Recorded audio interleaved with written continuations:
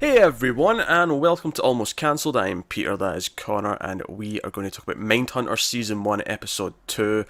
It's called Episode 2. So, full spoilers for the episode as always. So this was an interesting change of pace, I thought, compared to the first episode, because this one, the ending makes it almost feel like it's a double pilot, but at the same time, I think this episode is distinct enough in what it's actually talking about that it does feel standalone as well, separate from the first Yeah, episode. no, I agree with that. Yeah, because it very much focuses. We're dealing with this one character that Holden keeps going to see in prison. This serial killer, and that's largely the focus of the episode. So it's a much more focused episode than the first one. So it's actually much more tightly paced. I thought. We talked about the first one's a really slow burn, and it's hardly a quick action story in this episode either. But it's definitely a bit more consistent and feels more confident with Yeah, I itself. wouldn't say it felt slow this time. Steady, but not slow. Yeah, because I think last episode we had, the Debbie scenes, for example, they were kind of repetitive. They kept making the same point. Yeah, Whereas this time, I felt like every time we went back to see Ed, the killer, every time we saw him, it was like more kind of unraveled. Because the first time it was basically just almost small talk, just to sort of get comfortable with the idea of talking to this guy.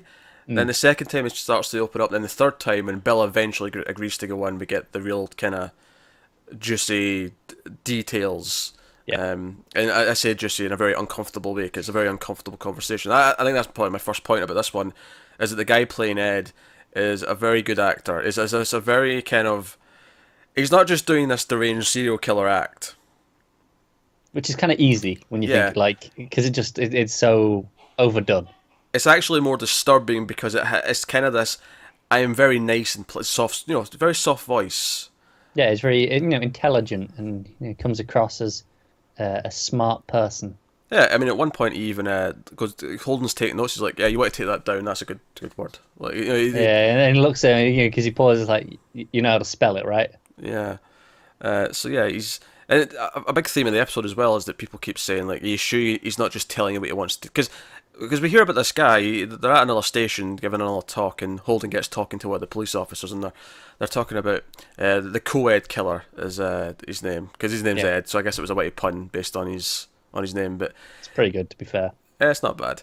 But he was killing college students, obviously, and that was his thing. The college students and his mother. That was the other main victim. He also shot his grandmother when he was younger, but that was kind of before he became that was like a crime of passion, kind of in the moment. That's what sent him to a mental hospital. And then when he got out years later, is when he went on his proper kind of hunt. Yeah. And he was cutting the heads off of these girls. He was having sex with the bodies. Except his mother, who had sex with the head. Yes. Yes. So completely deranged. But this is the thing. Like the whole time he was doing this, he was apparently very friendly with the local police. He liked talking to them. He always talked to them about cop shows. He watches all the cop shows on TV. He says that gave him some ideas of how to not be noticed, how to not be a suspect. Yeah, insight into how to talk to them. Which is kind of funny because like I feel like especially cop shows in the 70s, I feel like they can't be that Accurate. realistic. Yeah, Yeah. but maybe the principles of like what the cops are looking for in terms of people, maybe that part is Yeah, maybe. mostly on And point. he mentioned that, insight in just in able to talk to them as people. So I wonder if that aspect of it was, relatively accurate rather than the actual cases. Because this is the other key point about him is that he never got caught. He actually turned himself in. He eventually just decided that he didn't want to wait until he was caught because it was taking so long. He was almost disappointed that it was taking him He this got long. bored. Yeah. So he turned himself in, and it seems like when we went into the prison, he's very friendly with all the guards. He's friendly with them all. When the first comes in, the first thing he does with Holden is like, "Oh, do you want something from the canteen? I can get you anything."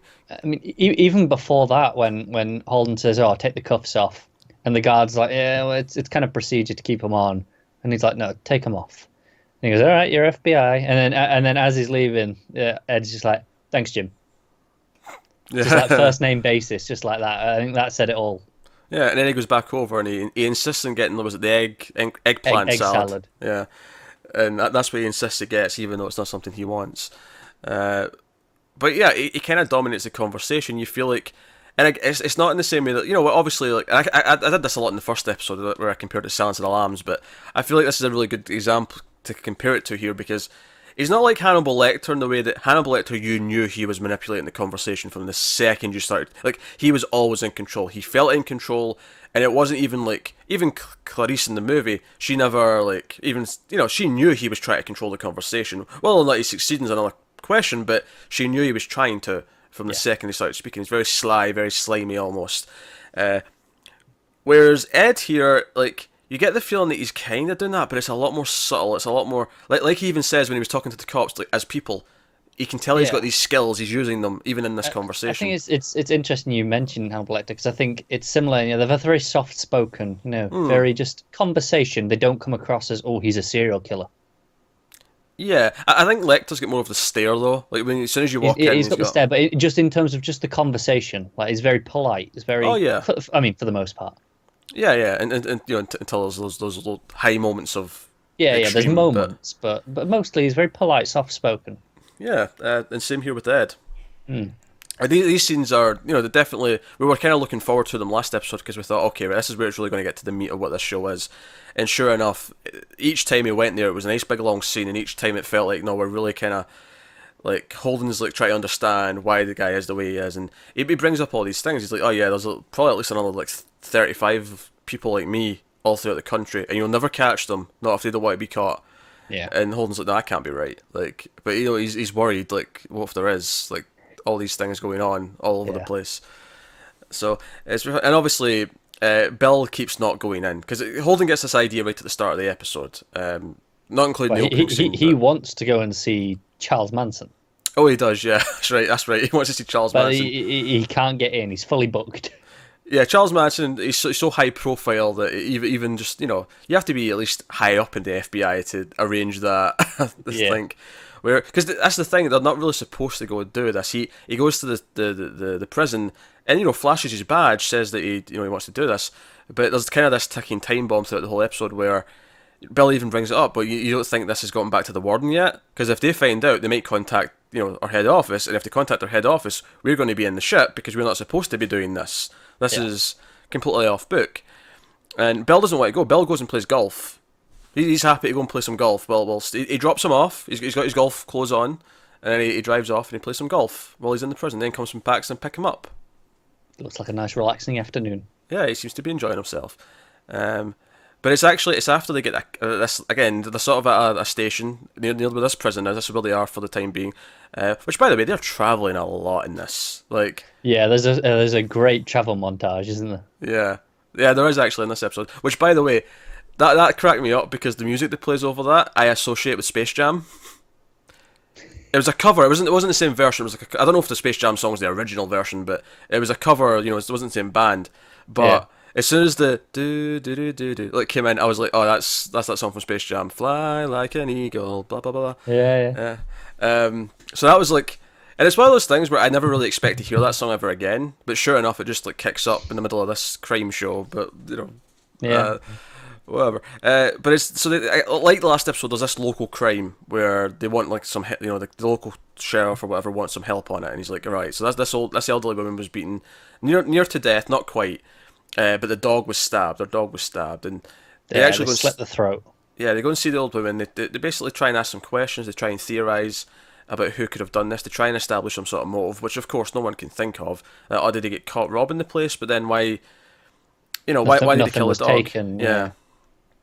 It doesn't quite add up, and they're sort of theorising with the guy, with the cop about who could this be? They're in the diner, and Bill's in it as well. They're sitting there going, okay, maybe he was attacking the woman. He got cold feet, but then the dog was barking. He killed the dog. Maybe it was all about just killing the dog. He wanted to, because that was one of the things that Ed said to him is that he started on animals. Well, he started on inanimate objects first. It was like toys, and then it graduated to animals, and then eventually it became people.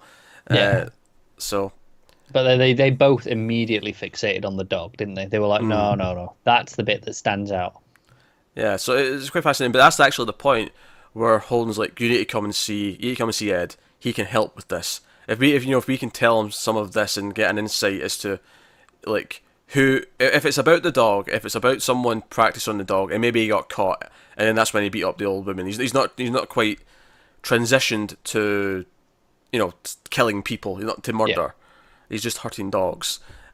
Like, you know, maybe he can give us some insight. Maybe he can help. Kind of in the same way that in Silence of the Lambs, Hannibal Lecter helps with Buffalo Bill.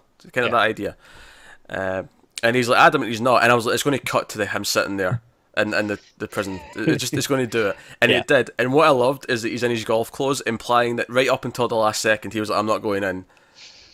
And then he got convinced. And then he got straight up to the aside. gate. It was like, oh, God damn it. Yeah. So he's sitting there in his golf like clothes, and Holden's sitting there. And I love that there's so much juicy material that Holden at one point says, "Hey, hold on, stop. I need to catch up." I'm falling behind. Yeah. And I guess quite dark. Big Ed. He talks about. I shouldn't call him Big Ed. That's Twin Peaks Doc. But yeah, he's big. He's a big dude. He's like 6 foot. Big. 6'9", I think they say. 6'9" was it? Okay. Yeah, he's huge. Big guy, but quite chubby as well. So he's got this kind of big. You know, you could put him in a big Easter bunny costume or something like that, and he'd look. Yeah. In place. But like you say, he's very soft. He's one of those you'd if you didn't know he was a serial killer, you'd call like a gentle giant. Yeah.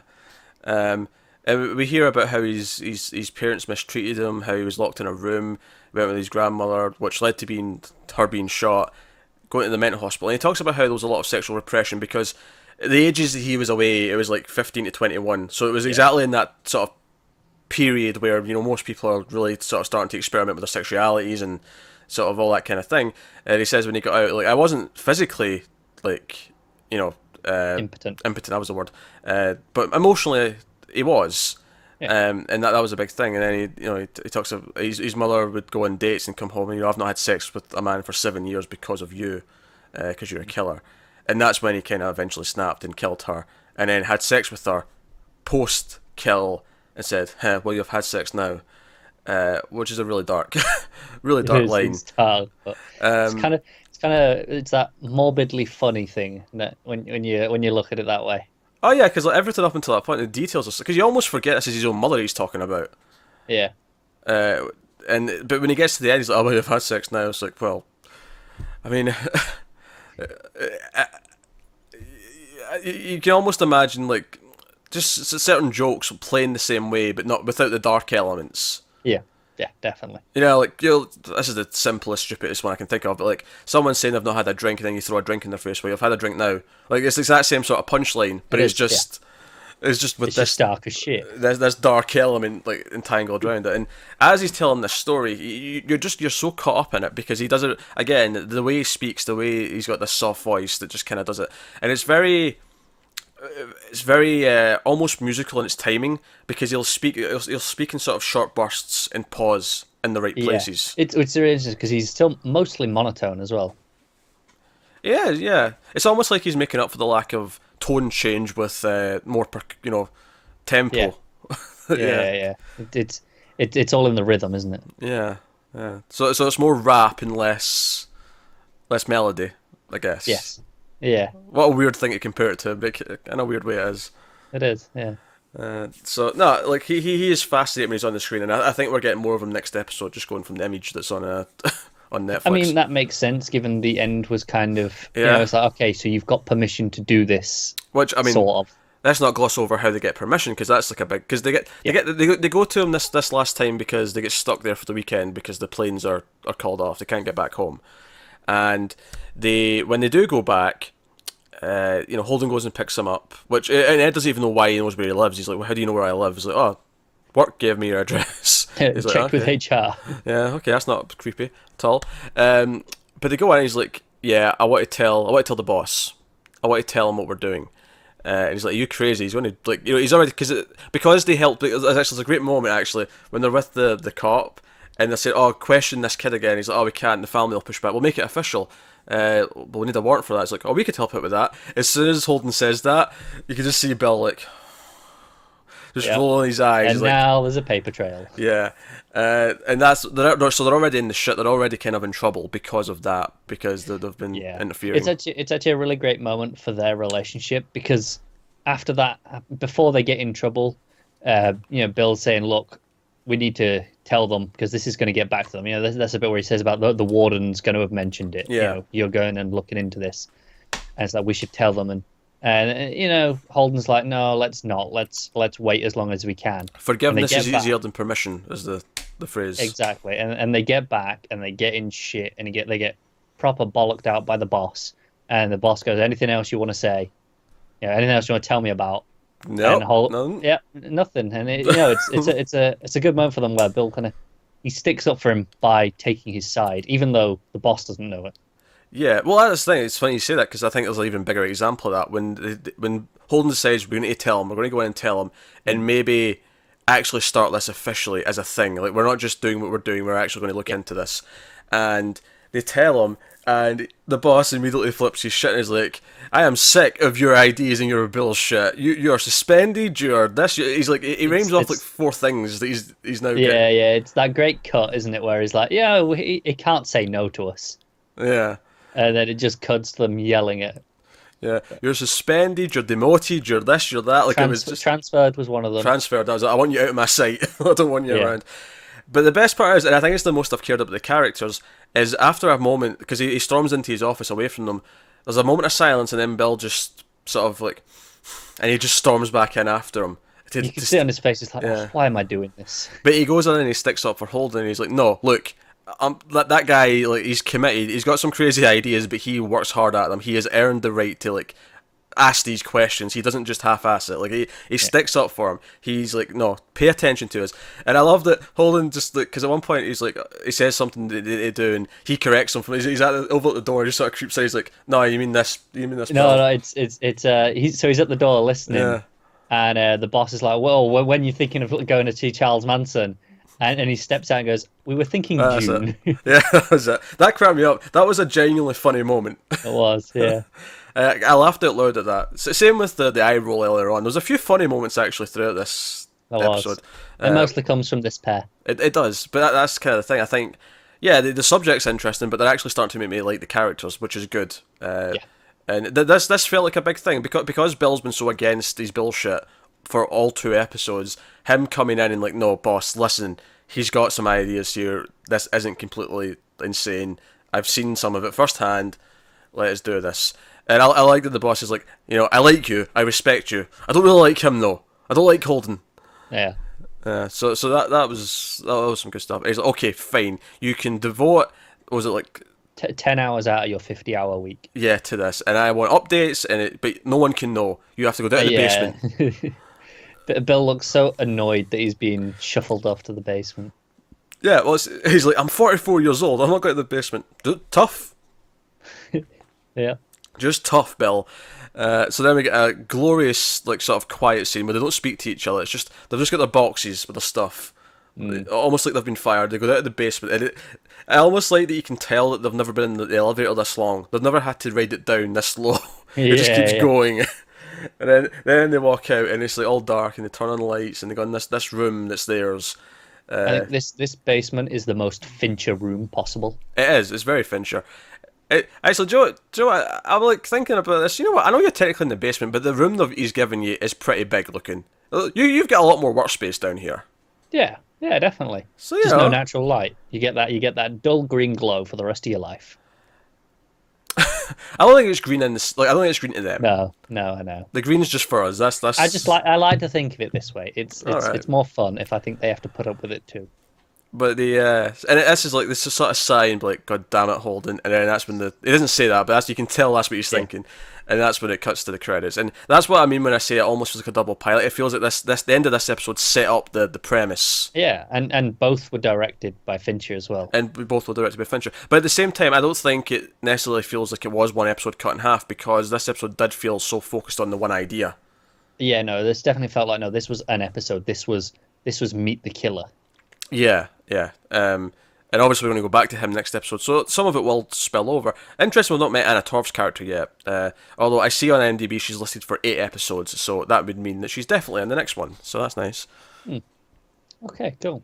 I'm a Fringe fan, I'm looking forward to her, that's all. But yeah, let's not gloss over the opening scene though.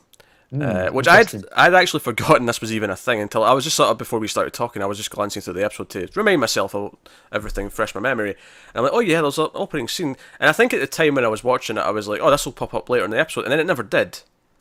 We're at some sort of workplace. I can't even tell you exactly what kind of work's been done. It's kind of an office, but there's like a technical side to it as well, because this guy, he's at like kind of the storeroom, if you will, looking for equipment. He's looking for tape. He's run out of tape, Yes. as in I presume audio tape, maybe film I tape. assume so. Yeah. And he's talking about how the reel's empty, and then the guy who runs the storeroom comes in and he's like, "Hey, what are you doing? Why are you in my space? No, well, if you want new tape, you have to bring me the empty reel. That's how this works." And he gets really sort of uptight about it, and the other guy's like, "Oh, fine," and he sort of walks off. I think, given that this doesn't come up again the rest of the episode, what I think this is, I think one of these guys, probably the guy who's running the store and is quite uptight about it, I think this is the slow build to him becoming a serial killer. Or he already is a serial killer, perhaps. Yeah, I could see it. I was just thinking of the thematic ideas as well. Like he talks about, you have to bring me the old before I can give you the new, and it kind of feels like the old has to be. You have to look at the old and the new together. There has to be this kind of meeting point between the two ideas. I think it'll be something we see like a scene or two of per episode, and it'll keep building, and then eventually it'll intersect with our main characters down the line. Maybe they'll catch him before he does anything too bad, or maybe they won't. But I feel like this is going to be like a running subplot now throughout the season, where this guy's slowly, maybe he already is, like maybe we'll just discover he's a serial killer as we're seeing these scenes. But I think that's what it is, because I think there's this, the way he acts with the other guy, the way he feels like he could flip at any moment, doesn't he? The attitude, I feel like that's what we're going to be discovering with him, is that he's one of these people who are hiding it or becoming it, potentially. Yeah, no, makes sense. So that's exciting. I think that could be pretty cool. So that's good. I feel like I don't want to. I just want to go back and emphasize just how good the conversation scenes are with Ed. Yeah, they're definitely the high point of the show so far. Yeah, like I think those sell me on the idea of the show along with the two characters. When Bill goes in to stick up for Holden and towards the end, like that had impact. Which maybe I wouldn't have predicted it would have had if you'd asked me last episode. Like, if he sticks up for him next episode, are you going to care about it? I wouldn't have thought I would have, because they were fine, but I didn't really care. I didn't even think I cared until it happened, to be honest. Exactly, and I think that's good writing, where you don't realise that you're attached to the characters until something puts them in. Either it is jeopardy to an extent. It's just not the usual jeopardy. You typically think someone might die if they're in jeopardy, whereas this is more, he's in jeopardy for his job. And the other guy sticks up for him, and it's bonding. It's making them care about each other, even though he's kind of like, I like Bill as a character. He's very disgruntled. He's very like he's considerate of new ideas, but he's very old school in the way he thinks. Yeah. So it makes for an interesting sort of partner for Holden. Oh, definitely, because they are kind of very different people, even though but they've got the same goal. Yeah. So no. As far as the Debbie scenes this time, we had a couple of scenes with her. One, she's grilling him because he might meet her mother soon, and sort of like gives him the trick to impressing her. Like, did you respect your mother? Which neatly ties into some of what Ed was talking about with his mother. Yeah. And it shows that he had a very different relationship with his mother, because he's a mama's boy, as she puts it. And then the other scene, again, kind of showing Holden's mindset. He's giving her oral sex, and he keeps asking, "Is this okay?" And she's like, "To the left, to the right, up a bit," and he keeps pausing to ask. Just stop pausing. You're doing fine. Just do it. Yeah. Yeah. Which I think, again, it's more about his character than anything else. He overthinks things. He absolutely does. Yeah. So no, I think that'll be what he has to learn from Bill. He's got to actually just do the thing instead of just thinking about things too much. Yeah, I think that'll be part of his character going forward for the season. So, no, I'm excited to see where the rest of this goes now. We'll see if the direction holds up next episode, because Fincher's not on it. So, naturally, I'd expect maybe the style will dip a little bit, but we'll see. Yeah. It depends. You get this sometimes where they just imitate it so closely because he's established the style for the show that sometimes you can't tell. But I'm invested in the characters now, which is something I couldn't have said at the end of the last episode. Definitely. So that's cool. So we're back with episode 3 soon. So let us know what you thought of this one in the comments below. Like, subscribe, all that stuff. Get us on Twitter at mailed_fuzz for channel updates. If you want to support the channel, head over to patreon.com/mailedfuzztv. You can do that over there. But otherwise, that is us. So thank you once again for watching. Keep watching TV. We'll see you next time. Have you got any vanilla?